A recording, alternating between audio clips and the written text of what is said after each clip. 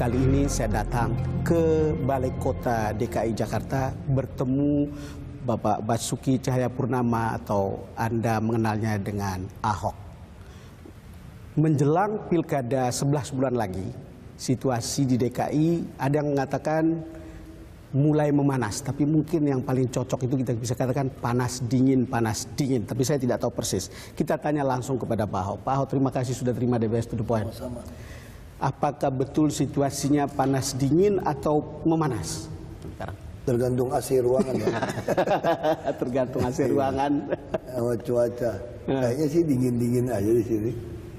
Menjadi agak panas karena Pak Ahok belum sering berbicara, tapi belum ada lawan yang sepadan begitu. Nggak tahu juga sih. Kita sih merasa biasa-biasa saja ya. Ya biasa-biasa aja sih, saya pikir suasananya. Nggak ada sesuatu yang terlalu luar biasa sebetulnya gitu.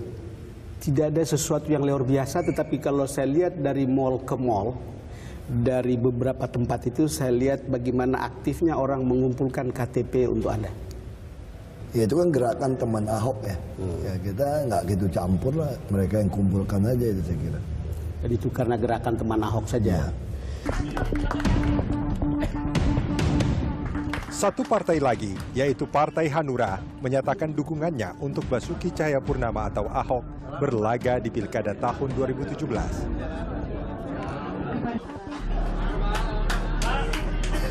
Hanura menjadi partai kedua setelah Partai Nasional Demokrat atau Nasdem yang berdiri di belakang Ahok. Dua partai ini memiliki 15 kursi di DPRD DKI Jakarta. Masih kurang 6 kursi untuk memenuhi syarat maju lewat jalur partai politik. Nasdem telah menyiapkan bala bantuan untuk membantu teman Ahok mengumpulkan kartu tanda penduduk yang dibutuhkan sang petahana berlaga di pentas politik lokal Jakarta. Sejauh ini Ahok telah memutuskan maju lewat jalur independen, berpasangan dengan Heru Budi Hartono, Kepala Badan Pengelola Keuangan dan Aset Daerah Jakarta. Ahok mengandalkan teman Ahok untuk mengumpulkan 532 ribuan KTP yang disyaratkan undang-undang. Keputusan Ahok ini sempat bikin marah kalangan partai politik, termasuk PDI Perjuangan. Bahkan ada yang mencibir Ahok telah melakukan deparpolisasi.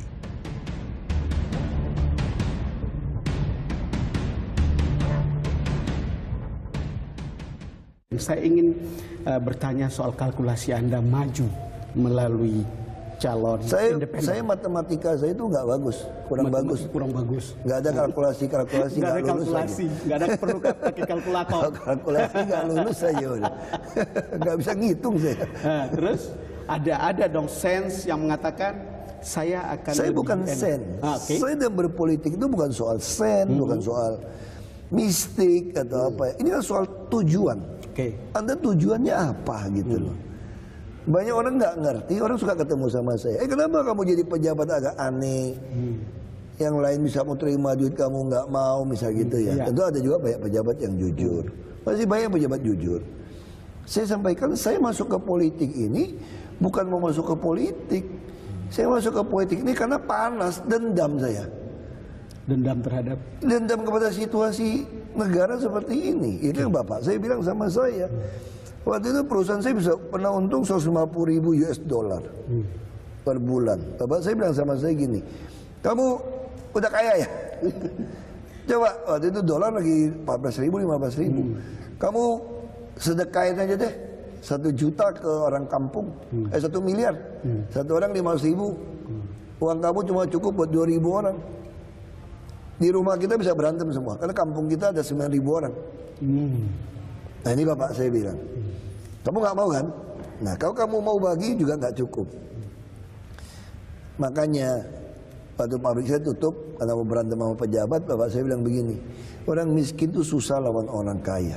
Orang miskin susah lawan orang kaya. Kalau di dunia yang korup, dia kan nyogok, itu betul, macam-macam, kamu kalah.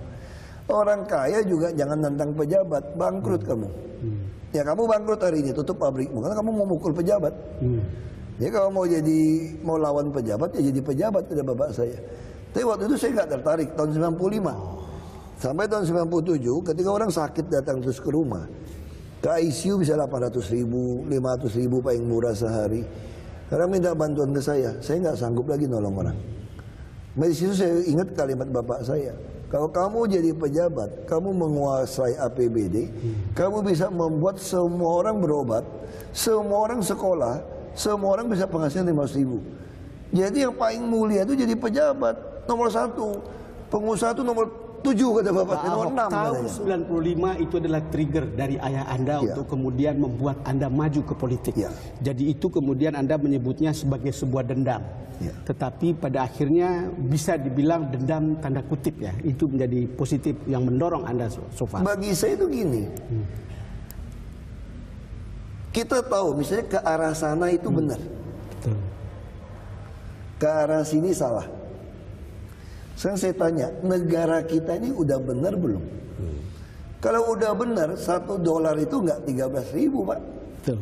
Singapura dulu start sama kita tahun 55 bareng, satu Malaya sama kita ₹1 itu jelas kita kalah. Betul. Ini fakta kalau kita bicara negara. Rakyat yang miskin masih berapa banyak? Orang yang kaya raya nggak bayar pajak berapa banyak?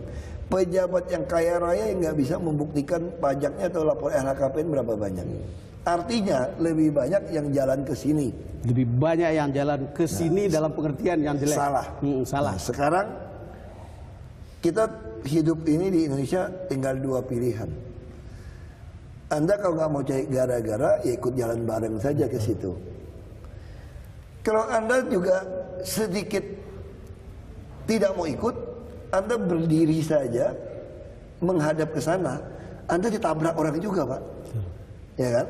Apalagi Anda sekarang berbalik, nggak jalan juga, ditabrak juga. Pak Ahok, sampai-sampai ayah Anda bilang jadi pejabat itu mulia. Ya, karena Di menentukan nasib tengah-tengah banyak gambaran pada umumnya Ya. bahwa jadi pejabat itu korup. Jadi bapak saya katakan, satu hari kelak rakyat akan pilih kamu memperjuangkan haknya mereka. Kamu konsisten saja. Berdiri sendiri pun nggak mau lawan. Maka orang bilang saya arogan. Sebenarnya bukan saya arogan. Saya cuma pengen ke sana kok. Kamu lagi ke sini ya tabrakan. Saya nggak nabrak kamu juga, kamu nabrak saya. Itu aja masalah kita. Jadi yang ya tadi kemudian saya mengerti sekarang ketika Anda bilang saya tidak punya matematika saya jelek. Saya tidak bisa mengkalkulasi. Ya, yang saya tahu bahwa saya ke sana. Iya. Jadi saya kalau mau hitung-hitungan ya nggak lucu dong Pak. Semua orang ke sini kok. Jangan kan mau jalan ke sana. Kamu berdiri diam menghadap sana jadi tabrak. Apa kamu menghadap muka mereka berdiri ditabrak juga. Mendingan saya lagi berusaha jalan mencapai pintu sana. Dan Anda mau mencapai pintu sana. Ya, anggaplah misalnya ruangan ini terbakar. Ruangan ini kebakaran. Anda yang punya rumah sini, Anda tahu untuk lari menyelamatkan diri itu ada pintu sana yang terbuka. Semua orang lagi lari ke sini. Yang Anda lakukan apa? Banyak orang. Anda pasti akan berteriak, salah, salah. Ke sana. Tapi kalau semua orang nggak mau dengerin Anda akan diam, ikut mati, atau akan Anda berusaha terobos. Walaupun Anda mungkin luka, mungkin terjatuh, tertati-tati, atau mungkin kita bisa mati terinjak juga karena kekuatan sana lebih besar. Tapi Anda akan coba nggak? Karena kalau Anda ikut, pasti Anda mati juga. Cuma Anda tidak sadar Anda mati. Tapi kalau Anda lari ke sana, Anda masih kemungkinan hidup. Jadi kalau pakai itu pakai kalkulasi nggak? Kalau semua lari lagi, enggak. Ini lagi life saving ini. Life saving. Ini kan kalau mau ngomong lebih sombong lagi, ini negara kapalnya mau tenggelam.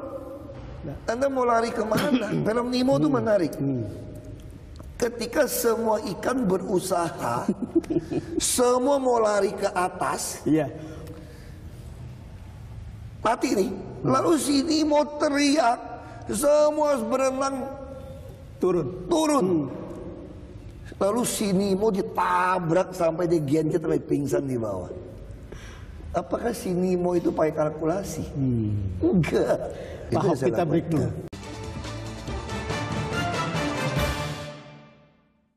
Dipersembahkan oleh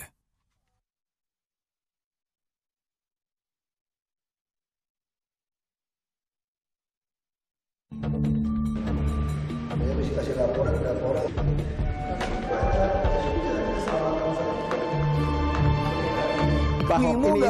Ini sangat menarik untuk saya dan saya baru pertama kali mendengar. Apakah Anda sudah mengatakan itu di media yang lain? Tapi terus terang saya baru pertama kali mendengar ini. Dan itu adalah kemudian pilihan Anda mengapa kemudian lewat jalur independen. Nah iya, jalur independen ibarat tuh gini. Sekarang kalau kita bicara jujur juga, setelah kita reformasi tahun 98, kita nggak usah tarik ke Bung Karno bilang revolusi belum selesai. Tapi bagi saya reformasi 98 belum selesai. Ketika kita negaranya dikuasai segelintir orang sebetulnya di dalam partai politik. Anda suka nggak suka, fakta. Semua ditentukan oleh DPP. Lalu karena asas demokrasi dikasihlah hak independen. Tapi yang lebih dalam itu apa sebetulnya? Lao Tse, seorang filsuf Tiongkok, dia pernah ditanya, unsur apa yang harus dimiliki oleh sebuah negara supaya maju dan makmur, punya keadilan? 5 katanya. Harus ada wilayah, ada pertahanan, ada makanan, ada rakyat, ada kepercayaan. Kira-kira gitu. Ya. Kalau cuma 4 unsur ketemu, buang pertahanan. Kata pertahanan nggak apa-apa, itu rakyat. Kalau cuma 3, buang wilayah. Kita pernah dijajah loh.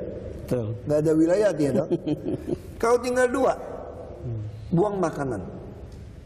Kita pernah susah makan. Betul.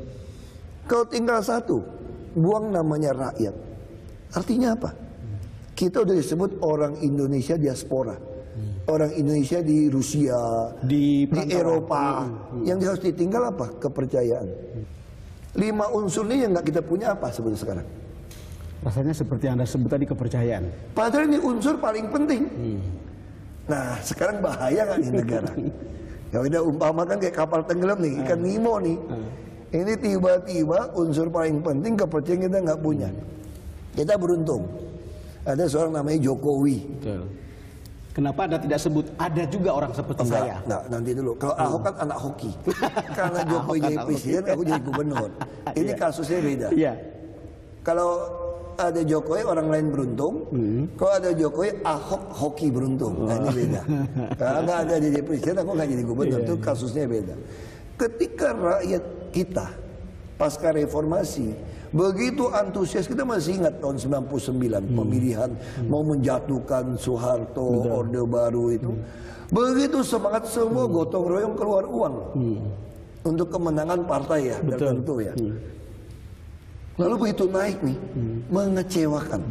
Dan rakyat menghukumnya, menjatuhkan dia tidak juara, mengembalikan ke partai yang lama. Betul. Tapi ternyata juga mengecewakan, menghukumnya lagi, naik lagi yang partai yang baru. Lama-lama udah percaya ini gagal. Rakyat tiba-tiba mulai berpikir, ini nggak ada yang bisa dipercaya nih. Nggak ada yang bisa dipercaya. Saya apatis, apatis. Tapi kemudian itulah cerita kenapa mungkin orang mulai percaya bahwa calon independen adalah lebih bisa dipercaya. Belum sampai ke situ sebetulnya. Yang pasti rakyat kita itu mengerti teori Abraham Lincoln, presiden ke-16 Amerika. Yang mengatakan kalau mau menguji karakter sejati seseorang, kasih dia kekuasaan. Jadi rakyat itu mau kamu pastor, pendeta, kiai, biksu, mau profesor, doktor, pengamat, karakternya bisa dilihat ketika dia berkuasa. Kalau belum berkuasa dia nggak percaya. Udahlah ngomong aja lah, kamu udah duduk sama. Untuk muncul seorang namanya Jokowi. Tiba-tiba rakyat merasa, kok ada orang kayak kita ya? Iya. Dia ini bagian kita nih. Kita banget. Kita banget nih. Wah ini betul-betul harus didukung, berkuasa. Kalau saya orang nggak lihat kita banget. Orang kalau lihat saya beda. Ini tukang pukulnya nih. Nah, ini beda nih. Saya rasa ini tukang tidak benar bahwa itu tukang pukul saya nih. Orang lihat saya beda dong. Saya kan, aku kan nggak beda, tapi mungkin tidak dianalogikan tukang pukul. Aku kan nggak deso tampangnya. ini nggak bukan saya nih. Tapi ini tukang pukul kita nih. Jadi buat maki-maki pejabat tuh kita titip sama dia maki-makinya nih. Yang korup maki-maki diwakilin nih. Jadi orang kayak demen nih. Selama ini gue memang mau maki-maki tuh bajingan korup semua. Gak bisa maki, tiba-tiba ada. Suaranya keras. Ini teori bapak saya tuh, mau lawan pejabat jadi pejabat kan? Itu betul. Jangan cuma jadi orang kaya. Kembali ke teori tadi itu. Artinya, kita tiba-tiba setelah nama Jokowi muncul, 2 tahun di sini saja jadi presiden. Orang mulai sadar, ternyata ada loh politisi yang jujur, yang mau bekerja keras, yang seperti kita. Orang percaya nih. Tapi orang masih belum percaya birokrat. Iya, birokrat. Ya. Ya, ada Jokowi, Ahok kan ikut nih. Tiba-tiba orang lihat, bener loh ada gubernur yang kerja keras, gak terima suap, gak memihak. Tapi birokrat orang gak percaya. Makanya saya bentuk PTSP. Ya. Saya bilang semua harus pakai baju coklat. Supaya orang tahu yang ngelayanin kalian, yang gak minta duit ini PNS bos. Ya. Kami ini pamong yang gak dimintain duit, kita urusin kamu. Nah, saya mulai bangkitkan. Tiba-tiba orang melihat sekarang di kantor lurah, di kantor mana, puskesmas beda Semua pelayanan. berubah. Semua berubah. Kebersihan semua beda. Sudah mulai percaya nih. Makanya saya berpikir, kalau saya mau lebih dipercaya, saya mesti naikkan PNS jadi wagub. Oh itu. Supaya orang nyerang dong. Ya. Makanya waktu pada Pak Jokowi itu saya mau naikin Bu Yani. Ya betul. Nah, cuma waktu itu kita ada pertimbangan, ya kayaknya mau dibilang ada masalah juga ada masalah kan orang yang angkatan lama, angkatan baru kan belum siap, belum bisa dipertontonkan. Nah saya sudah Pak Jokowi itu menyiapkan Pak Heru sebetulnya. Heru Budi Hartono tiba-tiba menjadi bintang tatkala Basuki Cahayapurnama memilihnya sebagai pasangan duet untuk berlaga di pilkada tahun mendatang. Heru adalah birokrat tulen. Ia sudah berkecimpung sebagai pamong praja lebih dari 23 tahun. Hampir seluruhnya berada di lingkungan Pemkot Jakarta Utara dan Pemprov DKI Jakarta. Karir pria kelahiran Medan, Sumatera Utara tahun 1965 ini melesat tinggi saat ditunjuk menjadi wali kota Jakarta Utara tahun 2014. Setahun kemudian, Heru Budi Hartono didapuk menjadi Kepala Badan Pengelola Keuangan Aset Daerah DKI Jakarta, sebuah jabatan yang diembannya hingga sekarang. Jadi kami temukan Pak Heru itu sederhana. Waktu itu banjir, kami mau temukan aliran tengah. Belanda mau mengatasi banjir, Ciliwung Lama, semua itu kunci itu di Waduk Pluit. Tapi Waduk Pluit didudukin 20 hektar. Betul. Nah siapa yang ngerti urusan Waduk Pluit ini untuk penertiban? Kami tanya di utara, kirim orang yang ngerti. Yang paling mengerti dan itu adalah Heru. Kirimlah namanya Heru. Dia adalah bagian prasarana. Lalu saya suruh dia jelaskan, jabarkan. Wah, saya lihat anak ini oke nih, pinter ini. Kalau gitu nggak usah sama saya, kita langsung ke Pak Jokowi. Waktu jelasin Pak Jokowi selesai, Pak Herunya pergi, Pak Jokowi bilang sama saya, ini orang baik nih. Ini beda nih. Ini jujur. Kita langsung tarik dia jadi kepala biro KDH, naik eselon, eselon 2 langsung, ngurusin kami berdua, ngatur Pak Jokowi belusukan, ngatur keuangan semua. Nah waktu itu kita bilang susah nih ngatur wali kota di sana. Kita juga siapkannya, kita utusnya jadi wali kota. Artinya Heru ini bukan tokoh yang tiba-tiba aja. Enggak. Jadi Kita itu... siapkan, makanya kita lempar dia lagi. Saya ngurusin biro KDH, ngurusin hubungan luar negeri, ngurusin semua gubernur, wakil gubernur, ngurusin Rapim. Dia masuklah dalam jantung. Semua materi Rapim itu dia. Jadi yang tahu surat menyurat, rahasia, tanda tangan semua itu dia yang handle. Lalu kita taruh dia jadi wali kota di utara untuk bereskan semua penertiban. Saya jadi wali kota di sana, saya taruh dia pegang BPKAD. BPKAD ini dan semua jadi penting hidup, sekali nih. Kita udah teruji di sini, makanya begitu saya juga sopan tawarkan kepada Pak Jarod, mau nggak Anda ikut? Mereka tidak mau, maunya diusung. Berarti kesempatan saya mengeluarkan hasil pembuktian bahwa di DKI ini masih banyak PNS yang jujur. Salah satu adalah Heru. Makanya ini Heru lah saya pasang jadi wakil. Bisa menang nggak? Nah, kalau makanya saya nggak suka kalkulasi. Kalau Anda pakai kalkulasi, saya pilih yang minimal yang punya masa, punya partai ormas, atau yang unsur agama, atau unsur suku Betawi, atau seperti itu loh. saya nggak mau kalkulasi. Saya tidak sempat kalkulasi. Ini ibaratnya udah kebakaran, pintu cuma ada di sana. Ada di sana. Semua lagi lari ke sini, saya masih tabrak udah. Nggak ada hitungan. Saya nggak tahu saya keinjak atau mati urusan kedua, tapi saya tahu itu benar. Itu ke sana. Itu Pak Ahok, saya kita break dulu. lakukan. Pemirsa, kami akan segera kembali setelah. Dipersembahkan oleh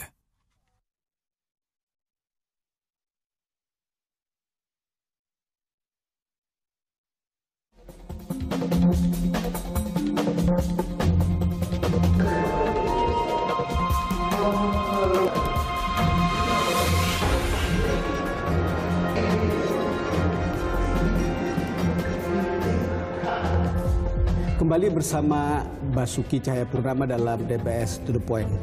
Pak Ahok, kembali ke cerita bahwa kemudian Anda masuk ke independen, tapi kemudian ada partai besar yang kelihatannya seperti ditinggalkan tanda kutip, lalu kemudian Anda yang beberapa partai mendukung Anda. Saya tidak pernah meninggalkan partai, saya hanya sampaikan, saya adalah orang yang yakin untuk membangun negara ini adalah unsur kepercayaan. Betul. Ketika politisi sudah dipercaya, ada Pak Jokowi, ada Ahok ngikut karena anak hoki tadi saya bilang, karena ikut Pak Jokowi.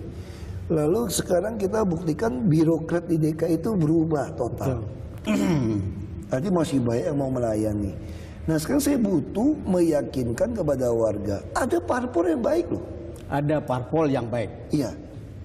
Buktinya apa? Saya bicara gitu loh. PDIP pasti dukung saya. Dalam pengertian apa? Mendukung Pasti anak akan mencalonkan saya.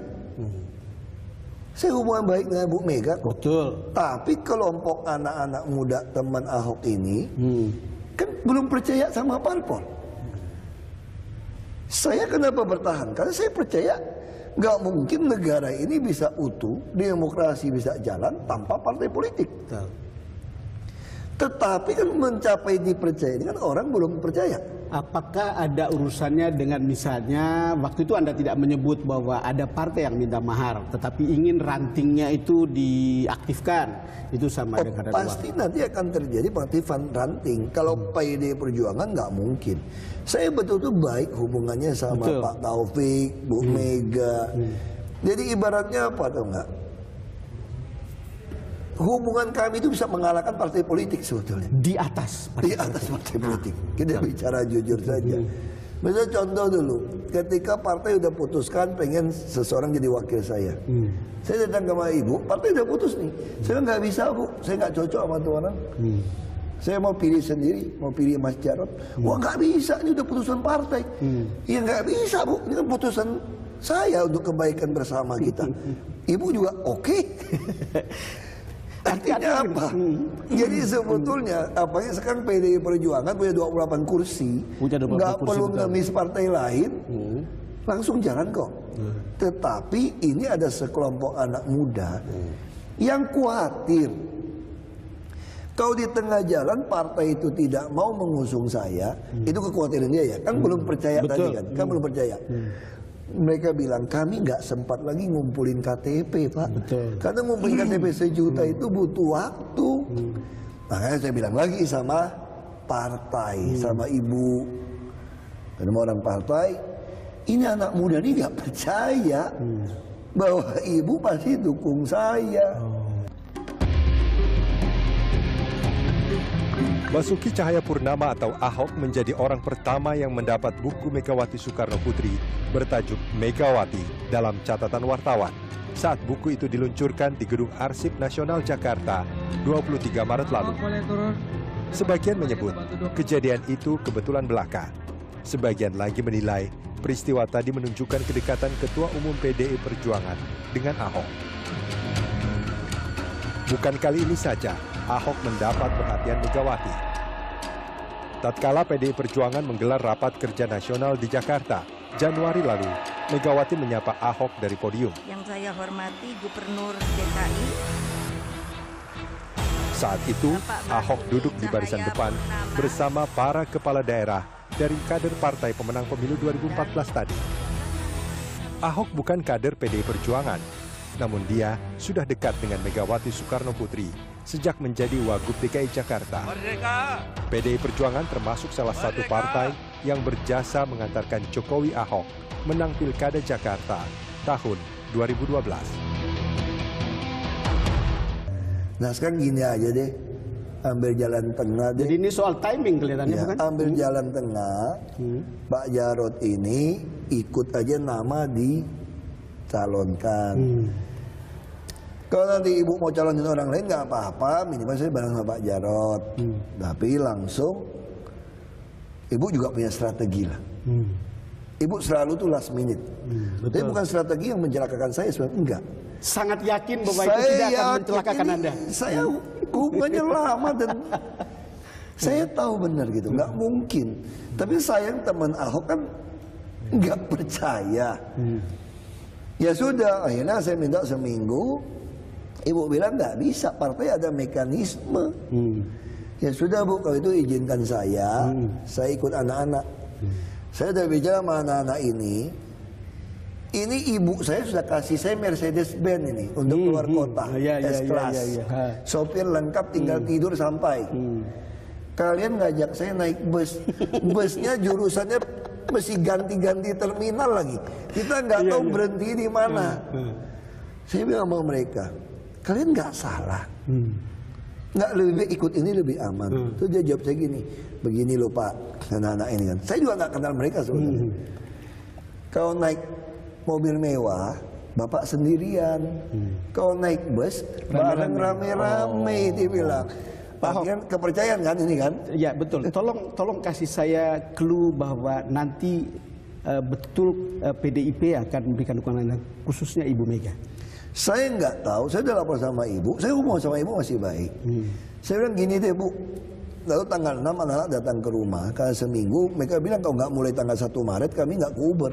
Betul. Ngumpulin sama rekap bisa udah ngumpulin mau rekapnya bisa 2 bulan loh. Karena 1 juta nih. Belum tanda tangan kami, tanda tangan basah. Kalau nggak ada wakil, kosong gimana? Nah jadi akhirnya saya putuskan, ya sudah saya ikut anak-anak ini. Sekalipun saya tidak pernah lihat berkasnya sebetulnya. Tidak pernah lihat berkas dan Makanya sekaligus saya bilang saya nggak pakai kalkulasi. Saya cuma ingin membangkitkan kepercayaan kepada anak-anak ini. Kalian percaya sama saya, ada parpol yang baik yang akan mendukung. Dipersembahkan oleh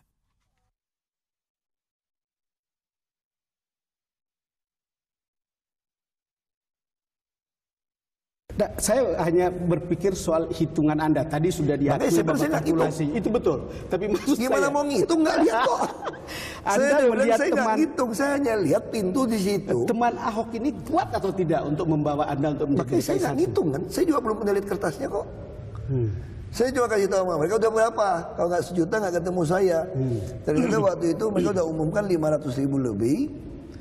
Terus mereka ngomong gini, kita akan membuka peluang lamaran siapa mau jadi wakil Ahok. Wah saya mulai panik waktu itu. Makanya saya undang mereka datang ketemu saya. Saya mulai berpikir jangan-jangan ini anaknya nggak ngerti masalah nih, mau mendeportaulisasi. Itu yang saya juga kan, menduga. Saya kan takut seperti itu. Itu betul. Terus wakilnya sembarangan ngasih ke saya. Yang mau kawin gua masa lu nyariin. Terus saya panggil mereka. Ternyata mereka baik. Mereka bilang, Pak, kami bukan anti parpol Pak. Kami ini siap-siap. Kalau parpol nggak mau dusung Bapak, kami sudah punya tiket. Kalau soal wakil mah terserah Bapak. Bapak mau siapa?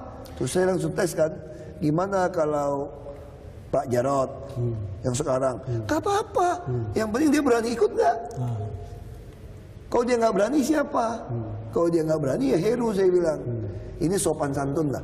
Istri kita nggak ada salah masa dicerain kawin lagi. Heru ini sudah final atau belum?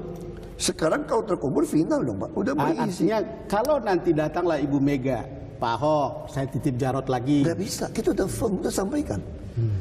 Saya udah bilang sama Pak Jarod, tadi baru ketemu saya.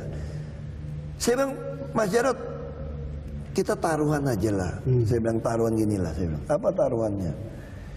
Anda kan nggak yakin kan? Ada sampai politisi bilang dia mau loncat dari Monas kalau bisa terkumpul itu. Kan kira-kira gitu kan? Iya. Nah saya juga nggak lihat Sekarang saya tanya sama Mas Jarod. Mas Jarod yakin nggak mereka bisa kumpulin? Wah, bisa kekumpul loh kalau lihat semangat kayak begitu. Makanya kalau kamu tahu dia semangat, kamu ikut saya dong dari dulu. Kan saya pikir kan nggak mungkin kekumpul.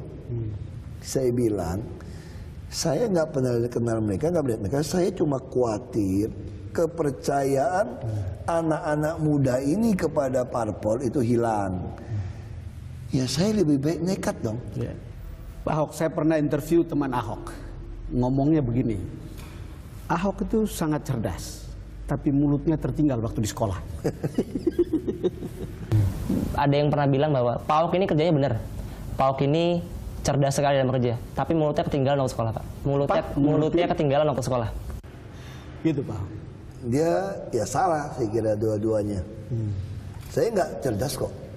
Nilai saya BBB aja. Saya kuliah IP saya cuma 2,78. Saya bukan orang yang pintar sekali. Saya kira dunia ini nggak butuh orang pintar sebetulnya. Dunia ini butuh orang punya empati, punya orang yang punya hati yang jujur. Kalau jadi pejabat nggak butuh pintar.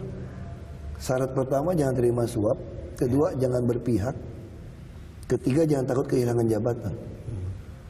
Bukan butuh orang pintar kok. Kalau kamu udah nggak takut kehilangan jabatan, tapi kamu nggak takut hilang nyawa kamu bisa kerja dengan baik. Itu aja syarat jadi pejabat. Jadi sebetulnya bagi saya, kalau yang mulut tertinggal, dia tergantung. Tergantung untuk ngomong sama siapa.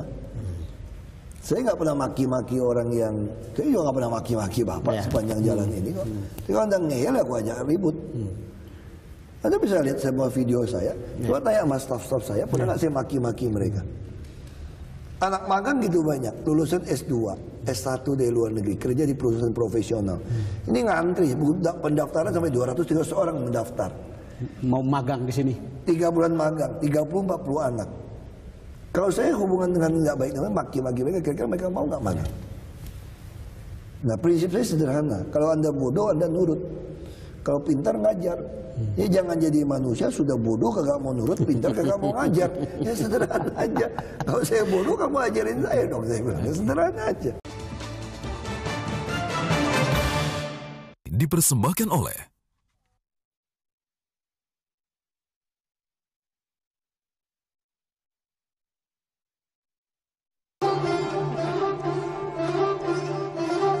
Basuki Cahayapurnama atau Ahok pertama kali masuk panggung politik lewat perahu partai politik. Awalnya pada tahun 2003, Ahok bergabung dengan Partai Perhimpunan Indonesia Baru. Di pemilu kedua masa reformasi tahun 2004, Ahok naik tangga ke parlemen lokal, menjadi anggota DPRD Belitung Timur. Cuma 7 bulan menjadi anggota parlemen lokal, Ahok meloncat menjadi Bupati Belitung Timur sejak tahun 2005. Dia sempat maju ke Pilgub Bangka Belitung tahun 2007 namun gagal. 2 tahun kemudian, Ahok ikut pemilu legislatif dari Partai Golongan Karya. Saat itu peruntungannya moncet. Ahok melenggang menjadi anggota parlemen di Senayan, Jakarta. Karirnya makin melesat, manakala menerima pinangan Partai Gerindra maju ke Pilkada Jakarta tahun 2012. Ahok diduetkan dengan Joko Widodo dan menang. 2 tahun, Ahok menjadi orang nomor 2 di Jakarta. Setelah Jokowi terpilih menjadi presiden, Ahok naik menjadi gubernur DKI Jakarta hingga tahun 2017 mendatang. Dengan segepok karirnya, Ahok dianggap sebagian kalangan memiliki semua yang dibutuhkan untuk menahkodai Jakarta sekali lagi.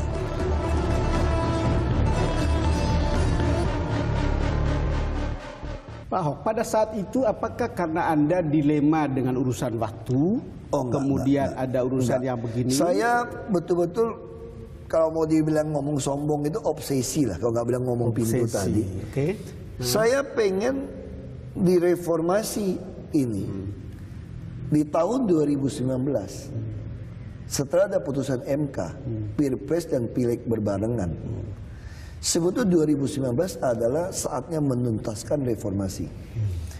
Menuntaskan reformasi bisa terjadi kalau warga seluruh rakyat Indonesia percaya kembali kepada parpol. Betul. Nah, percaya saya sedang merajut ini. Coba bayangkan misalnya kalau saya bisa menang, partai yang mendukung saya kira-kira dipercaya publik nggak? Ya, itu pasti ada ininya. Iya kan? Kalau dipercaya gen. publik, nanti 2018 mereka mencalonkan orang-orang yang jujur, yang baik di mata masyarakat, termasuk PNS-PNS yang melayani dengan baik. Jangan salah loh, PNS ada orang yang paling potensial untuk menjadi politisi loh. Betul. Asal dia yang jujur ya, asal partai tidak minta macam-macam ya. Nah, kalau semua PNS melayani dengan baik, dokter melayani dengan baik, camat, lurah melayani dengan baik, begitu mereka menyatakan mau jadi anggota DPRD, masyarakat sekitar tahu ini adalah pelayan yang melayani, kira-kira mereka pilih nggak partai ini? Betul. Makanya begini. Nah, inilah sekarang saya namakan menuntaskan reformasi. terasa nggak Pak Ahok misalnya partai menumpang ke Anda, misalnya Nasdem, ya nggak apa-apa deh, Ya, kita saya jadi tidak pendukung, mengatakan kemudian menumpang. Hanura. Saya tidak mengatakan menumpang. Saya lebih cocok mengumpamakan seperti film Nemo, ketika semua ikan besar masuk dalam jaring, Iya. sedang digerek untuk naik, semua ikan berusaha berenang ke atas malahan. Lalu Nemo melihat ini salah. Ya. Yang benar harus diteriakin turun ke bawah. Nah, sekarang saya menganggap, mereka ada yang bilang saya terlalu naif. Bagi saya, partai yang mendukung saya bukan karena dukung atau menumpang saya, tapi partai yang mulai melihat arahnya, Arah jalan itu. ikannya harus ke sini. Iya. Akhirnya dengan saya arahnya jadi sama. Kalau lihat yang begini, Anda mungkin bisa kita katakan partai yang mendukung Anda adalah sebuah pilihan cerdas begitu saat ini? Saya kira bukan pilihan cerdas, ini bicara nurani. Bicara nurani. Bicara waktu mereka memutuskan membentuk partai ini. Sebetulnya orang membentuk partai politik itu apa sih? Kan dalam rangka mau mewujudkan keadilan sosial bagi rakyat. Untuk bisa mewujudkan, untuk bisa mengadministrasi keadilan sosial, Anda butuh kekuasaan. Kalau Anda butuh kekuasaan, Anda kalau mau langgang, Anda butuh kepercayaan. Bukan ditipu, bukan pencitraan. Kalau tipu, Anda akan ditukar. Jadi sebetulnya kita partai nipu, hari biasanya ini, akan dihukum oleh kalau rakyat. partai sesuai seperti itu, saya kira Anda kalau lihat orang kumpul KTP seperti ini, Anda kira saya rekayasa? Apa saya bayar? Kalau kita lihat di lapangan itu pasti. Artinya Anda juga sadar kita pernah ngalamin yang sama tahun 99. 97 katanya ada euforia. Orang mau menjatuhkan Pak Harto. Semua berbondong-bondong memberikan suara pada partai. Orang menjadikan. Ini sama situasinya. Setelah reformasi hampir 19 tahun, tiba-tiba orang mulai merasa kita ini kok wakil rakyat itu wakilin siapa gitu loh. Pak Ahok, ini sebetulnya sebuah kesadaran baru dan Anda adalah tonggak, salah satu tonggak sejarah di antara perkembangan dan perubahan yang terjadi dalam masyarakat. Ya, itu saya katakan saya kan gitu. Ahok anak hoki saja karena kedorong Jokowi. Dan saya juga bukan orang yang mementingkan kedudukan. Bagi saya adalah bagaimana bisa memberikan keadilan sosial pada rakyat. Yang saya waktu jadi pengusaha ditantang bapak saya nggak bisa bantu orang miskin. Sekarang saya tanya, di mana ada dermawan kaya di dunia yang bisa tiap tahun kasih 200 juta US dollar? Kecuali negara, pejabat. Iya. Saya kasih 2,7 triliun untuk 600.000 anak sekolah. Nggak ada konglomerat di dunia yang berani lakukan. Itu pejabat yang benar. Saya bisa lakukan, makanya itu yang membuat Itu saya pejabat yang benar. hari ini kalau ketemu teman-teman seusia saya atau teman sekolah saya, mereka bilang saya ini lebih segar, lebih muda daripada dulu. Dan dia bilang saya lebih kurus. Oh, nggak lebih kurus, saya lebih padat sekarang. Karena latihannya lebih bagus untuk berantem sekarang. Kalau lihat begini, apakah boleh kita katakan partai yang tidak mengusung atau mendukung Anda itu mungkin kehilangan momentum? Saya nggak tahu. Betul. Karena itu harus dibuktikan waktu 15 Februari 2017. Iya kan? Kita harus buktikan. Apakah betul rakyat akan memilih kami yang ke arah sini atau memilih yang ke arah sana? Kalau ternyata, makanya hitungannya gimana? kalkulasinya nggak bisa dihitung, Pak. Karena belum pernah ada yang pernah lakukan. Kalau bisa dihitung, sudah ada modelnya, sudah ada yang pernah lakukan, kita bisa ngitung. Ini nggak ada teorinya kok. Apa yang mau dihitung?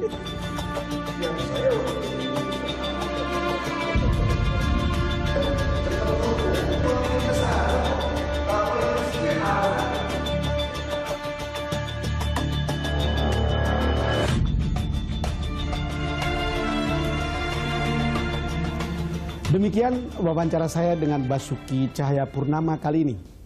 Dari perbincangan tadi, mungkin Anda sudah mendapatkan gambaran mengapa Ahok maju menuju kursi DKI 1 melalui jalur independen. Jangan lupa saksikan kelanjutan perbincangan saya dengan Ahok esok yang secara khusus membahas sepak terjang Ahok memimpin Jakarta.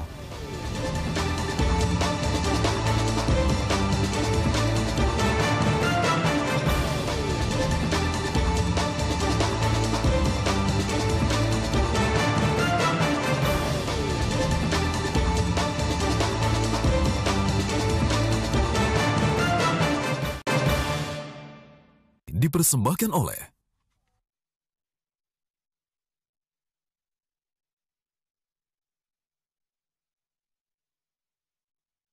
pemirsa, kembali saat ini bersama saya Don Bosco Slamu dalam DBS To The Point. Dalam lanjutan wawancara berikut, kita membahas sepak terjang Basuki Cahayapurnama atau Ahok memimpin DKI Jakarta. Mulai dari soal kartu Jakarta Sehat, kartu Jakarta Pintar, membangun rumah susun, menertibkan kali jodoh, menertibkan kampung pulau, sampai soal urusan taksi online. Sejumlah ruas jalan di Jakarta dipadati taksi Rabu 22 Januari lalu. Para sopir taksi ini bukan sedang mengangkut penumpang, melainkan berdemo. Seperti tampak dari gambar yang kami ambil dari helikopter berikut ini.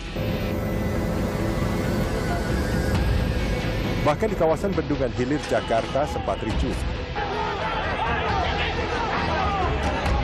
Demonstrasi siang itu merupakan aksi kesekian sopir taksi yang memprotes kehadiran taksi online alias taksi yang berbasis aplikasi. Demonstran mempertanyakan legalitas Uber dan GrabCar. Alih-alih menarik simpati, demonstrasi massal hari itu menerbitkan cibiran dari masyarakat, terutama mereka yang aktif di media sosial. Demonstrasi sopir taksi tadi menginterupsi pemerintah selaku regulator yang kecolongan lantaran tak segera mengatur soal taksi berbasis aplikasi ke dalam peraturan yang ada. Tapi pemerintah lekas bertindak. 2 hari setelah demonstrasi awak taksi, pemerintah memberi waktu hingga 31 Mei kepada Uber dan GrabCar merampungkan perizinan. Uber dan GrabCar memilih menjadi content provider dan bukan perusahaan penyelenggara angkutan umum. Konsekuensinya, Uber dan Grab harus bekerja sama dengan penyelenggara angkutan umum yang berbentuk badan hukum seperti koperasi. Koperasi tadi diberi tenggat hingga 31 Mei nanti untuk menyelesaikan masalah perizinan.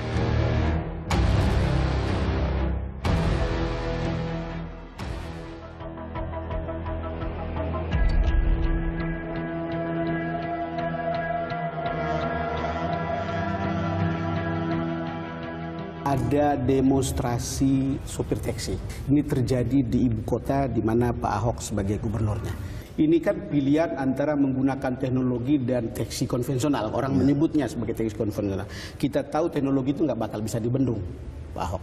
Ya itu tadi, maka kami tidak mungkin memenuhi permintaan mereka menutup Grab taksi atau Uber taksi. Tapi yang kita mau lakukan, pemerintah ini kan bukan bicara bantu siapa. Betul. Tugas pemerintah adalah mengadministrasi keadilan sosial.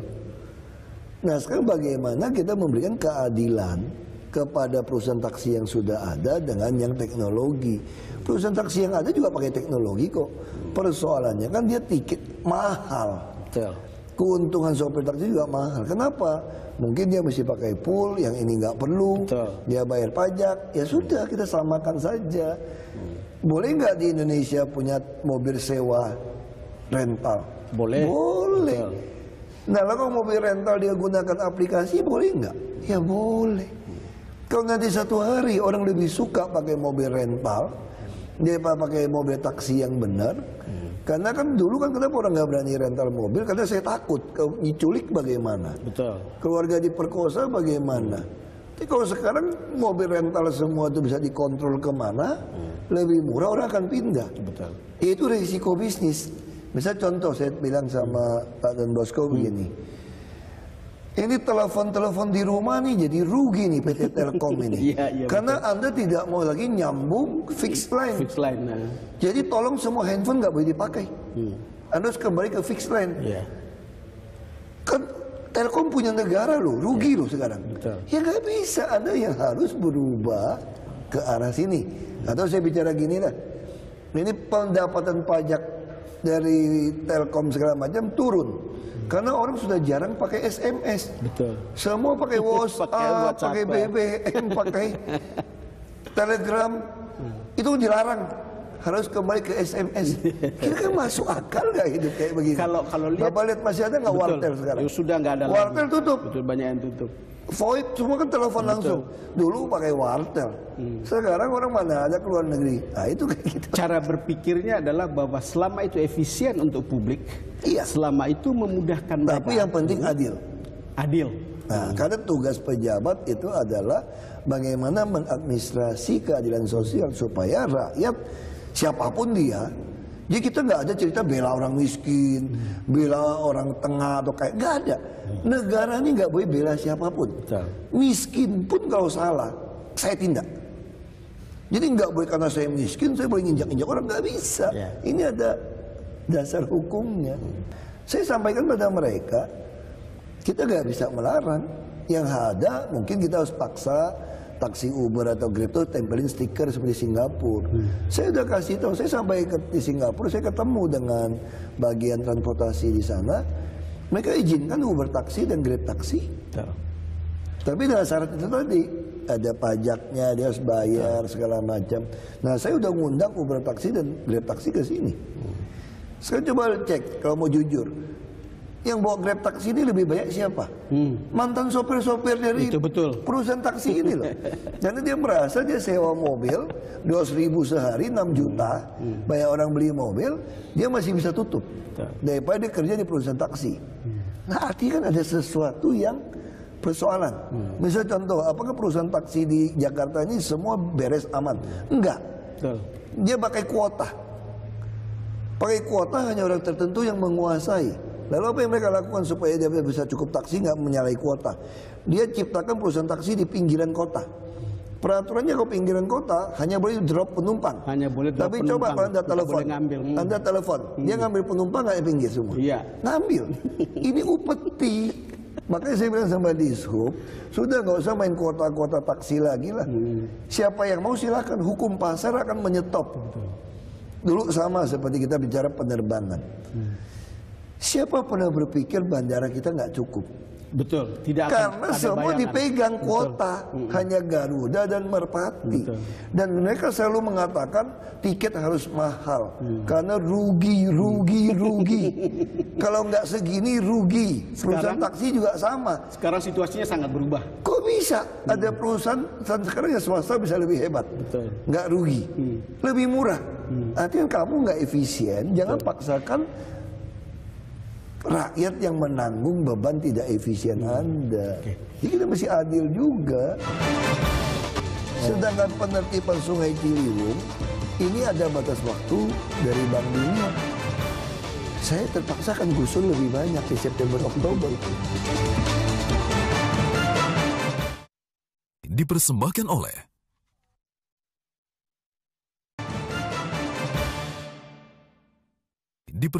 oleh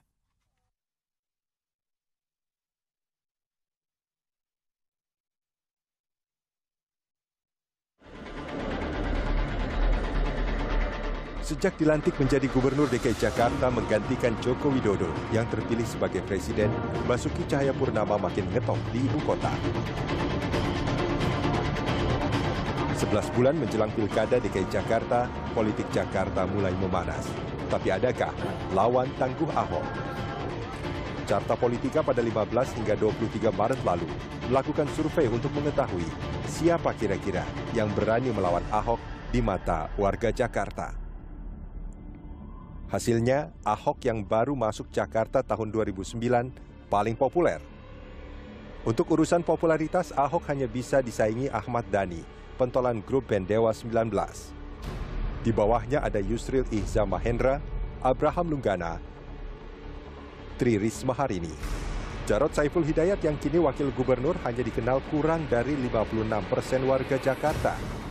Sandiaga Uno yang getol mengintip Jakarta 1 lewat Gerindra, tingkat popularitasnya baru 36%. Heru Budi Hartono yang dipilih untuk mendampingi Ahok ke Pilkada 2017, tingkat popularitasnya 19,3%. Jika Pilkada Jakarta digelar saat survei, Ahok diprediksi menang. Tingkat keterpilihan atau elektabilitas Ahok mencapai 44,5%. Yusril Ihza Mahendra, mantan menteri dan pakar hukum Sohor, di urutan kedua dengan 7,8%, masih sangat jauh dengan Ahok. Elektabilitas wali kota Surabaya Tri Risma Harini hanya 2,8%, sementara Sandiaga Uno 1,5%. Khusus Pilkada Jakarta, setiap pasangan calon harus mengantongi suara 50% plus 1 untuk dinyatakan menang. Jika tak ada yang meraih single majority, maka dua pasangan calon teratas bakal berlaga di putaran kedua. Ibu mau apa lagi?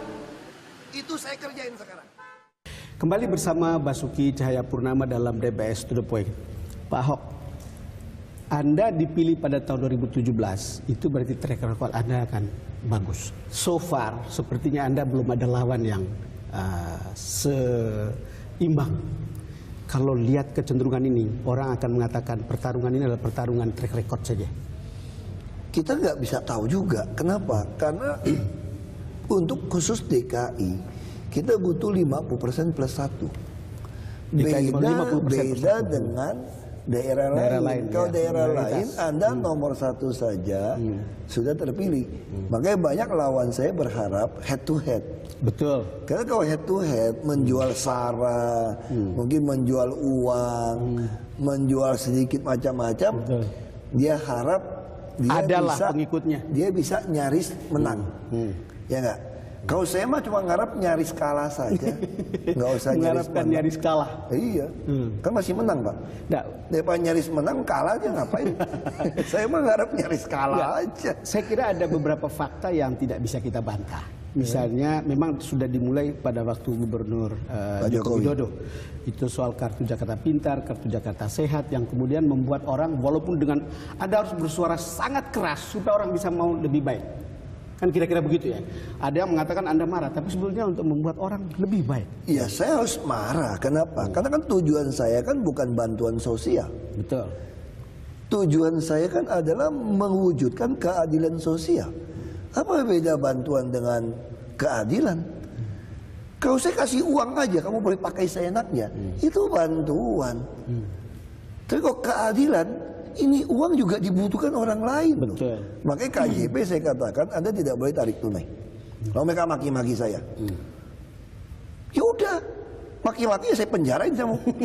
Karena dia berpikir kamu kan pejabat yang dipilih oleh rakyat. Betul. Kamu akan takut dong maki-maki kita. Anda butuh.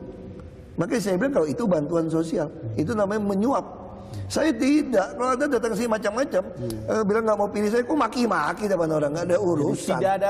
Tidak ada alasan nggak ada untuk urusan. ramah sekali untuk Kalau Anda salah, saya lurusin. Salah. Kecuali saya takut tidak Anda pilih.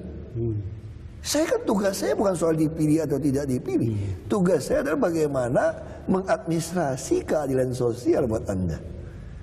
Kalau Anda pengen saya bisa mengadministrasi keadilan sosial, ya Anda jangan ngeyel depan saya. Kamu ngeyel, gue samprot, enak aja loh. Karena Anda yakin Anda benar. Iya kan, ngajak duel aja gue berani. Ajudannya banyak maksudnya bukan saya. Nah, karena begini, ada beberapa hal yang bisa disampaikan. Orang sekarang menikmati rumah susun. Walaupun Anda harus maju mundur untuk kemudian membuat orang Karena masuk ke sana. hampir semua rumah susun itu dijual belikan. Betul. Sekarang ada gap kebutuhan rumah begitu besar di tengah kota. Anda tinggal di rumah yang lantai tanah mahal, yang tinggal di atas biaya pemeliharaan lingkungan mahal. Orang harus tinggal di pinggiran, habisin 4-5 jam sehari di transportasi, biaya waktu keluarga. Sangat tidak efisien. Nah, padahal cari makan di sini. Sangat mahal. Kenapa kita nggak siapkan rumah di sini? Yang kami subsidi hanya 5.000 uang pemeliharaan, bukan sewa, sehari. 15.000 pakai lift sehari. Apakah ini 36 meter persegi? Pakai lift. Naik bus kagak bayar. Transjakarta. Ini bagian dari kami supaya Anda inkubator, Anda bisa udah kemampuan beli rumah di luar. Nanti Anda akan mampu baik. Nah, tapi itu juga rawan dijual kan? Kelas menengah tertarik dong. Orang yang miskin nggak punya uang, kalau ditawarin 50 juta ganti hak tinggal, ya mendingan jual. Nah, makanya saya harus ketat di sini. Yang harus begini keras. dari dulu, biasanya uang itu keluar untuk membantu menjelang pilkada kan. Dan Anda justru lakukan ini sebagai bagian dari pekerjaan yang sudah seharusnya ada pilkada atau tidak, bukan? Ya. Memang saya katakan itu tadi kan. Orang tanya sama saya. Nanti termasuk KPUD ngomong gini sama saya, Pak, kalau bisa ini berapa bulan menjelang pemilihan ini, tolong jangan ada gusur-menggusur ya. Anda bilang nanti kami akan repot. Ini ya KPUD repot. Daftar pilih mau TPS pusing kami. Tiba-tiba kampung itu sudah Bapak hilangkan. Padahal itu adalah TPS. Terus teman saya bilang gini, Hop, kamu kan mau dipilih orang. Kalau bisa jangan gusur-gusur dulu deh. Betul. Jangan banyak derek mobil, jangan banyak derek mobil, jangan banyak derek motor, jangan tertibkan PKL. Saya jawabnya ini aja. Rumah susun saya akan jadi lebih banyak di bulan September, Oktober ini. Sedangkan penertiban Sungai Ciliwung ini ada batas waktu dari Bank Dunia. Saya terpaksa akan gusur lebih banyak di September, Oktober. Kalau suami mereka nggak bisa pilih atau kemana pilih, ya urusan nanti. Masalahnya saya ditugaskan, disumpah bebasin banjir. Terus gimana derek mobil? Orang ngeluh macet, parkir sembarangan. Saya baru beli 32 mobil derek. Itu targetnya 2 tahun kembali modal. Ya saya beli derek terus dong. Kalau berhenti derek setahun 3 tahun dong balik modalnya, saya bilang. Ya. Itu masalahnya di situ aja. Ya, kita baru saja melihat sebuah fakta atau 2 fakta ya. Saya lihat Kampung Pulo yang dulu banjir lalu kemudian Anda gusur lalu mana kemudian ada cerita ini film sinetron banjir lagi Kampung Pulo. Itu betul. Karena kita sering memberitakannya. Hujan Maki-maki sedikit saya. saja. Makanya saya bilang sama TV, nggak usah kesenangan ya kamu ya. Lihat banjir di situ dulu Kampung Pulo. 7 meter ya, 7 meter dong. Tinggal di bawah air ya 7 meter banjirnya, saya bilang. Coba sekarang mana ada? Bukit Duri sebentar lagi kalau dia kasih ke saya. Hari ini saya sudah berlaporan 1,8 km Kampung Pulo sudah tuntas selesai. Saya lagi perintahkan pasang lampu LED terbaik supaya terang benderang di sungai situ. Dan segera pasang pompa permanen supaya waktu hujan air bisa dipompa. Basuki Cahayapurnama murka. Nanti nggak saya pegangnya semua. Jangan, ini saya punya. Kalau lu nggak bayar pajak, gua tutup. Lu kasih tahu teman-teman semua. Yang dimarahi Ahok adalah seorang pengusaha hotel di bilangan Jakarta Barat. Pengusaha tadi ngotot minta izin usahanya diperpanjang hingga 2019. Sementara Pak Gubernur bersikukuh sesuai aturan hanya mengizinkan hingga Februari 2017 dan tidak menyalahi peruntukan. Di lain waktu, Ahok adu mulut dengan Wakil Ketua DPRD DKI Jakarta Abraham Lunggana mengenai dana APBD tahun 2015. Ahok menduga ada dana siluman yang membengkakkan anggaran. Apakah Anda membahas di UPS 4,2 miliar per kelurahan di Jakarta? Gaya komunikasi Ahok memang belak-belakan dan apa adanya. Dia bakal marah jika menyaksikan ketidakberesan di lingkungan Pemprov DKI Jakarta. Saat masih wakil gubernur misalnya, Ahok menyidak balai uji kir kendaraan di Kedaung Angke, Jakarta Barat pada 23 Juli 2014. Di sana, Ahok marah. Kalau nggak Bapak semua saya pecat. Seluruh PNS ini dipecat dari PNS. Dan silakan gugat saya. Saya tantang ya PNS. Dia tegas dan akan melaksanakan keputusan jika dipandangnya bermanfaat. Ahok berani menertibkan Kalijodo karena dianggap dapat mengembalikan lahan untuk ruang terbuka hijau.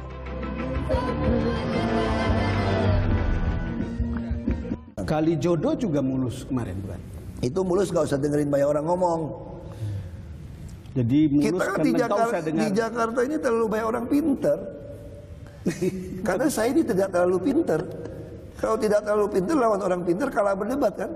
Kalau diundang semua datang dengerin, bener semua tuh. Saya salah aja udah. Jadi udah orang kalau kurang, kan saya bilang, otak saya kurang bagus kok. Tapi otot saya bagus. Otak saya kurang bagus, tapi otot bagus. Otot saya ya bagus. Udah, kasih peringatan SP 1, 2, 3 bongkar aja. Udah 20 hari selesai. Kalau pakai otak saya kalah berdebat. Kalau pakai otot selesai 20 hari. Enak kan? Iya. Artinya begini, kalau lihat Anda memimpin Jakarta, suara harus selalu keras. Nggak juga, memang suara saya memang gitu kok. Karena nggak bisa nyanyi, itu ngimbangin aja. Karena nggak bisa nyanyi, suara keras gitu loh. Supaya nggak ada yang berani minta nyanyi gitu aja. Ya nggak boleh gaduh kan Pak Jokowi, karena nggak ada Perpres untuk APBN. Coba kalau ada Perpres APBN, udah gaduh beliau sama DPR RI, ya udah saya bilang sabar-sabar, kita atur dulu. Dipersembahkan oleh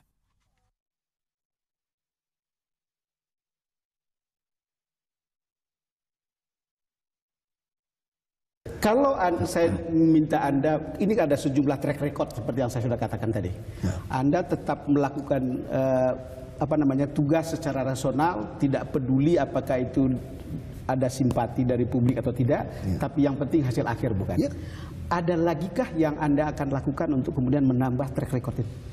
Ya kita lakukan banyak. Bisa tahun depan kita punya APBD sudah pakai template. Jadi SKPD itu nggak usah bingung. Kita jelas. Presiden pakai nawacita. Ini garis. Saya visi misi pengen Jakarta jadi kota modern tertata rapi. Ini peninggalan Pak Jokowi. Kalau buat saya sederhana aja. Saya pengen otaknya orang Jakarta penuh, perutnya penuh, dompetnya penuh. Dompet penuh, perut penuh, otak penuh. Iya, otak penuh berarti agama, pendidikan, rohani, budaya, oke. Perut penuh sehat, panjang umur, dompet penuh punya duit. Nah, sekarang tinggal SKPD jabarkan. Gimana caranya bikin orang Jakarta otaknya penuh, perutnya penuh, tidak perlu terlalu bertele-tele. Nah, kalau dia nggak kerja barit, masih mau ngeles-ngeles kan? Aku udah sisir 11 hari. Masih belagak bodoh, belagak pilon. Ya udah, aku ajarin template kau bikinin. Kamu tinggal isi aja mau apa. Dan ini akan udah diminta oleh KPK, Deputi Pencegahan. Dia akan mensosialisasikan pada kabupaten kota lain untuk ikut. Ini obsesi saya, sehingga nanti seluruh Indonesia anggaran itu akan budgeting template, orang nggak bisa main-main uang, dan bisa disisir dengan baik. Tapi kalau Pak Ahok maju dengan jalur independen begini, kan orang akan berpikir soal kegaduhan dengan DPRD kan? Oh kan udah pernah gaduh, kan oke-oke aja 2015 pakai pergub, oke-oke aja. Ya nggak boleh gaduh kan Pak Jokowi, karena nggak ada Perpres untuk APBN. Coba kalau ada Perpres APBN, udah gaduh beliau sama DPR RI, ya udah saya bilang sabar-sabar, kita atur dulu. Karena 2019 Perpres dan DPR RI bareng. Betul. Nah, kalau Pak Jokowi tetap top ini, kira-kira yang DPR yang nantang beliau masih kepilih nggak nanti? Partai yang macam-macam kepilih nggak? Lewat. Makanya itu saya katakan, mari kita tuntaskan reformasi yang belum selesai. Jadi revolusi Bung Karno yang belum selesai kita selesaikan di 2019 supaya tuntas gitu. Pak Ahok, selalu ada pikiran sebagai politisi bahwa kalau Anda kampanye ada yang harus Anda jual. Artinya yang dikampanyekan. Kalau udah petahana, saya waktu masih mulai kau petahana mah nggak usah jualan apa.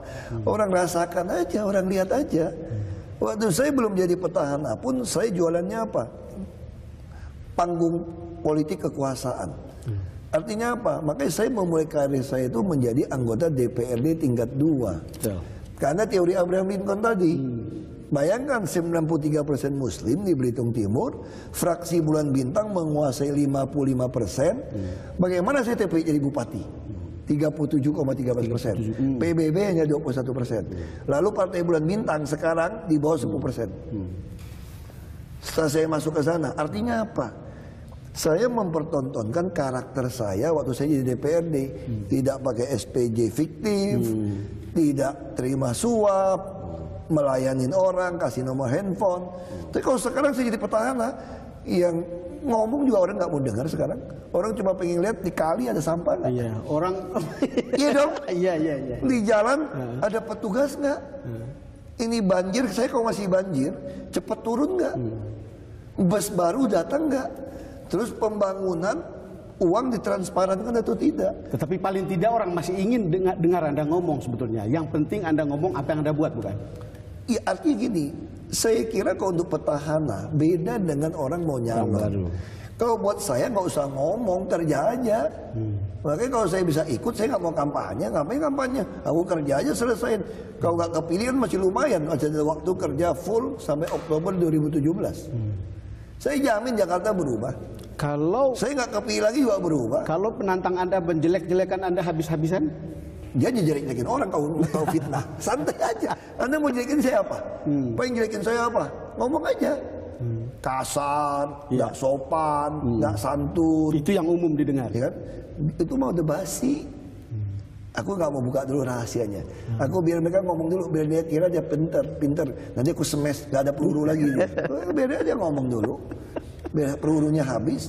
Kalau sekarang saya langsung sikat, dia cari peluru baru. Aku biarin dia kira pelurunya cukup.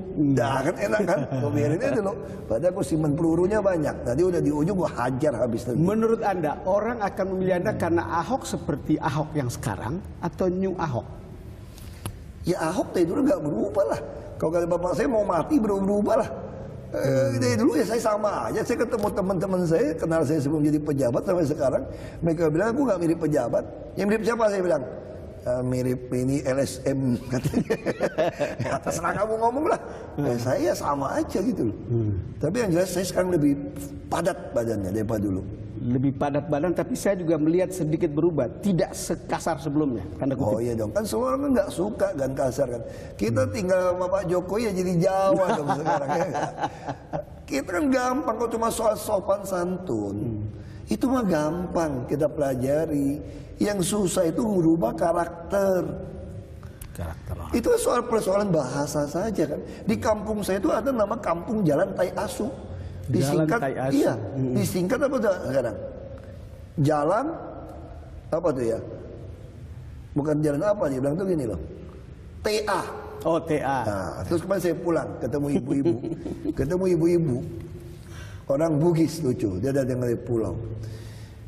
Wah, dia datang ketemu saya. Karena memang saya pernah bupati situ. Ibu sekarang tinggal di mana? Saya tinggal di Jalan TB katanya. TB. TB di mana ya? Kok kayak mirip TA? Kok jadi TB? Dia bilang itu loh, terusan simpang dari Jalan TA. Oh. Jadi namanya TB. Ibu tahu nggak tuh TB singkatan apa? Nggak tahu. Mungkin habis A ada B katanya. Terus saya tanya sama dia, Ibu tahu nggak? Saya kira-kira saya bisa teruskan itu. Ibu TA itu apa? Nggak tahu katanya. Itu di Jalan Tai Asu. Hah? Lalu kau B itu apa? Mungkin tai babi dari Jadi di tempat saya itu kita biasa saja ngomong begitu, tahu nggak? Terus saya juga berpikir semua orang juga punya. Ya kan? Kalau bahasa Tokai kan bahasa Betawi, bahasa Jakarta. Saya ngomong apa adanya kenapa ribut? Orang ternyata nggak terima. Ya sudah, kalau nggak terima ya aku nggak pakai lagi. Ya sederhana kan? Jadi selalu... Saya belum pernah tabok orang loh di sini. Saya kan belum pernah tabok orang. Iya. Ya jadi, enggak kan? Jadi ini Ahok... apa yang kasar sebetulnya? Lebih kasar Pak Ali Sadikin. Tabok loh, coba tanya sama orang-orang yang lama. Jadi Anda tidak punya sedikit pun kepentingan untuk mengubah cara Anda tampil dan seterusnya. Oh kan tergantung aja. Kalau Anda nggak suka saya pakai kalimat-kalimat WC ya saya nggak pakai. Tapi kalau sifat saya, kalau Anda nggak benar saya marah ya ngapain saya pura-pura tampil supaya kamu pilih saya? Ya nggak bisa dong. Saya mau bisa nurutin Anda, kalau Anda nggak benar ya nggak benar. Kan ceritanya begini Pak Ahok, biasanya anggota DPR DPR. Itu kan biasanya, ini kan yang tidak biasa. Itu biasanya. Maksud saya begini, kalau di kampung itu begitu dia jalan sebelum pemilu, pilek, buka pintu mobilnya. Begitu setelah terpilih dia tutup begitu. Kalau Anda nggak ada kepentingan itu yang saya katakan membuat saya jadi bupati.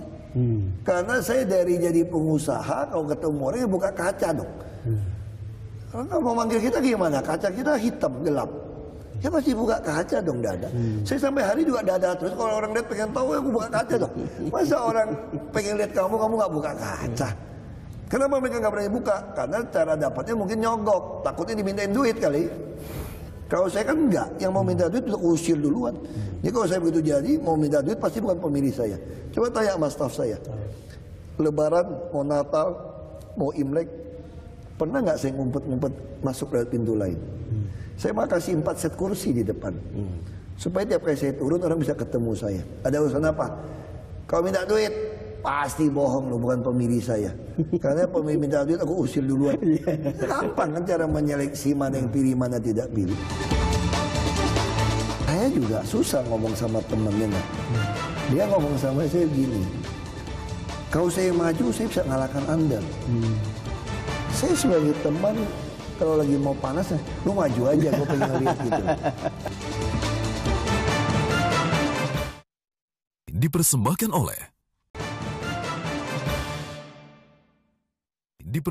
oleh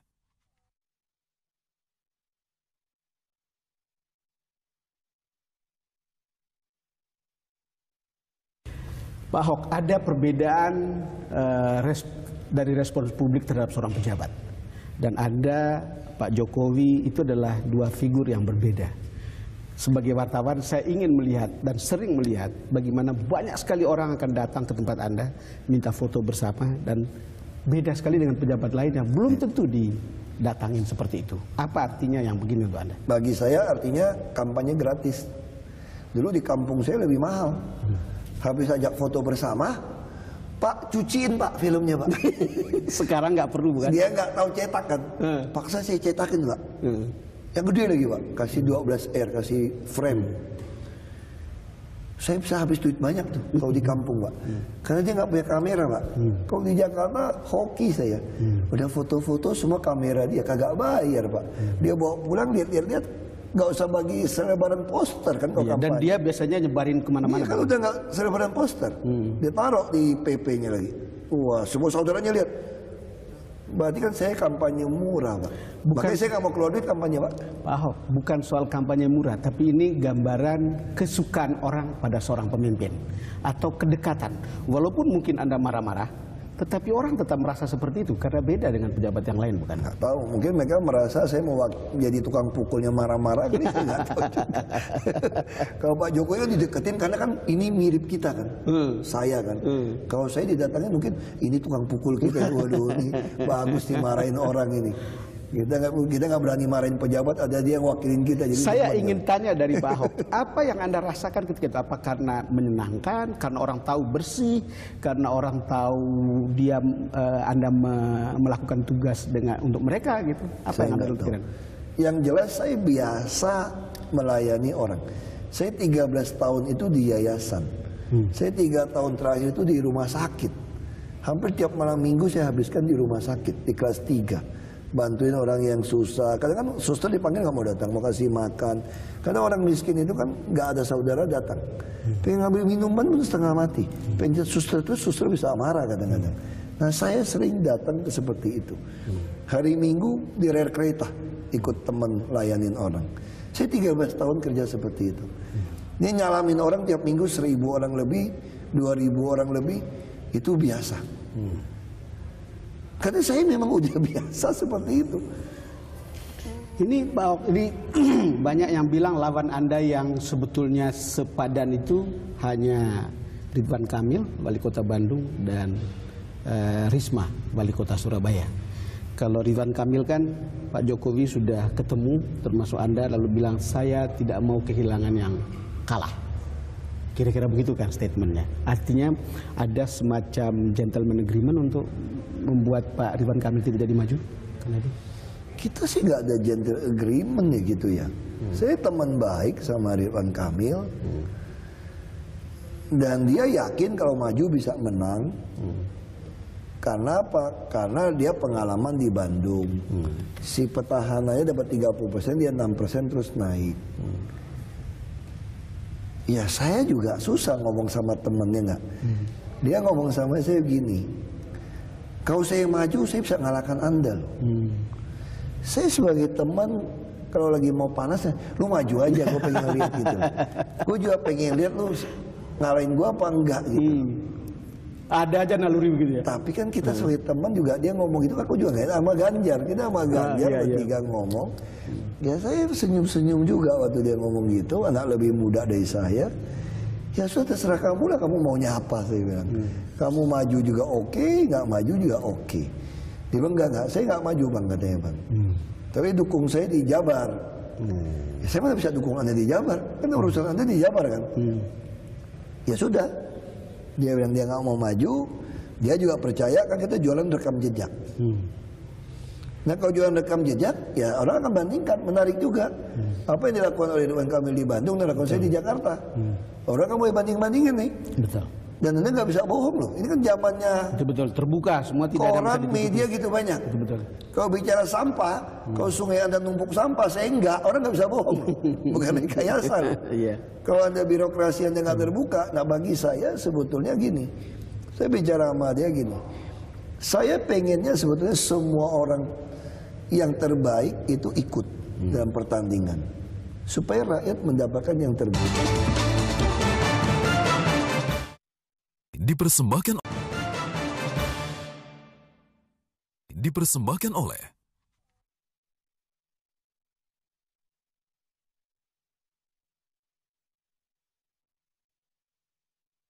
Saya ingin kembali ke persoalan lawan atau calon lawan Anda. Katanya ada cerita memang akan disiapkan lawan untuk melawan Anda, terutama karena ada banyak yang tidak puas. Ya saya kira mau siapin lawan, mau siapapun, saya nggak peduli. Saya hanya percaya satu hal, sekarang saya gubernur, masa jabatan saya sampai Oktober 2017. Nanti tanggal 8 April kita akan groundbreaking pelebaran peluasan Semanggi. Dari segi teknik sipil ini pertama kali dilakukan di Indonesia dengan kemiringan, dengan tingkat 3 lantai. Ini bentangan terluas di atas tol, di Hong Kong di atas laut. Untuk kemudian kita bentang di atas tol 80 meter. Kalau ini bisa kita lakukan, ini ada tonggak sejarah pengetahuan konstruksi Indonesia. Dan ini ada catatan sejarah. Semanggi di tengah kota, monumen baru akan terbentuk. Nah saya juga membangun 20.188 apartemen baru ukuran 36. Kita akan membangun bentangan seperti yang di Pematang, yang Permata Hijau, yang orang merasa sekarang betul terurai macet. Saya akan bangun 9 lagi tahun ini. Saya katakan sama orang Jakarta, bus kami akan terus datang. Metro Mini kan kami ganti dengan kelas seperti Mercedes bus. Orang mau hino silakan.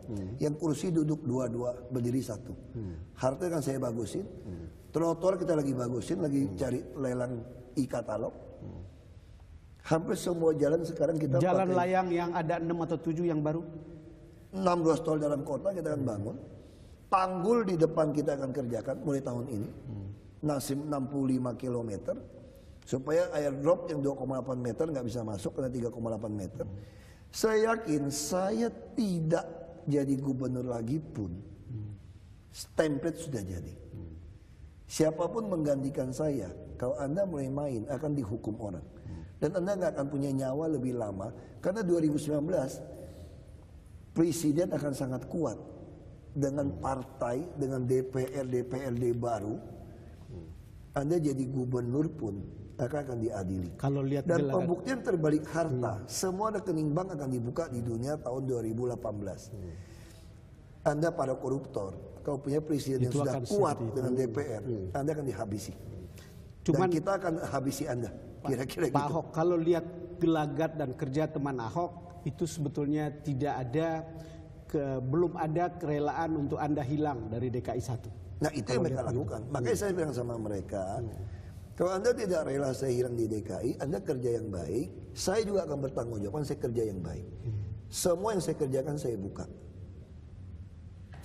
Kalau memang saya tidak dipercaya lagi untuk jadi gubernur, saya akan selesai Oktober 2017. Kalau Anda percaya saya jadi gubernur, saya akan beresin Jakarta lebih baik. Silakan Anda putuskan sendiri. Makanya warga Jakarta silakan Anda putuskan. Anda bilang saya sombong, ya terserah Anda mau bilang sombong atau tidak. Karena saya kerja di sini, keluar tenaga, keluar waktu, pagi sampai malam. Tidur juga mesti bangun-bangun tengah malam kalau hujan.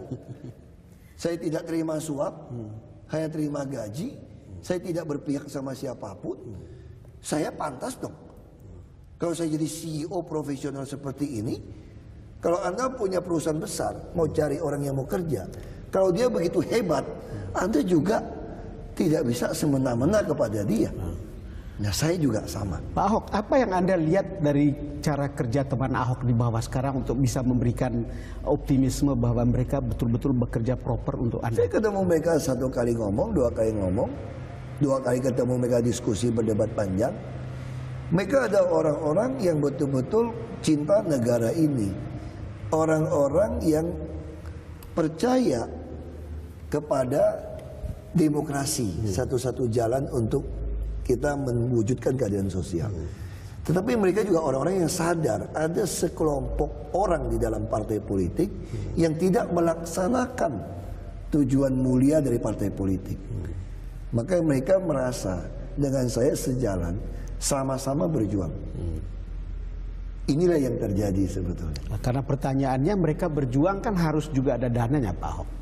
Makanya ada orang ngumpulin duit, modalin awal kan 500 juta. Lalu terjadi putar ini sekarang. Kemarin ada laporan di Puit Village ada orang yang kasih 100 juta. Jadi Anda tidak akan membeli kaos, tidak akan membagi-bagi kaos. Masa kita setback? Saya waktu jadi bupati saja tahun 2005 tidak ada kampanye, tidak ada bagi kaos. Saya begitu naik ke calon gubernur sama Pak Jokowi 2012 sudah lebih maju jualan baju. Betul. Masa saya mesti mundur untuk bagi? Gak lucu. Nah, Pak Ahok, terima kasih sudah berbincang-bincang di DBS. Ya, makasih Pak. Pemirsa, demikian perbincangan saya dengan Basuki Cahayapurnama. Saya ini perbincangan yang kedua dengan Berita Satu News Channel. Tapi saya sering menonton Pak Ahok ini bicara. Tidak ada yang berubah. Ahok tetaplah seperti Ahok yang Anda kenal, atau Anda saksikan, atau Anda dengar. Kita menunggu kiprahnya dalam beberapa bulan ini, dan kita akan lihat seperti apa hasil Pilkada 2017. Saatnya orang DKI berbicara secara cerdas dan memilih dengan cerdas siapa pemimpin yang paling layak, yang bisa melayani kepentingan mereka untuk hidup lebih baik dari hari ke hari. Terima kasih karena sudah bersama kami. Sampai jumpa lagi dalam DBS To The Point episode berikutnya.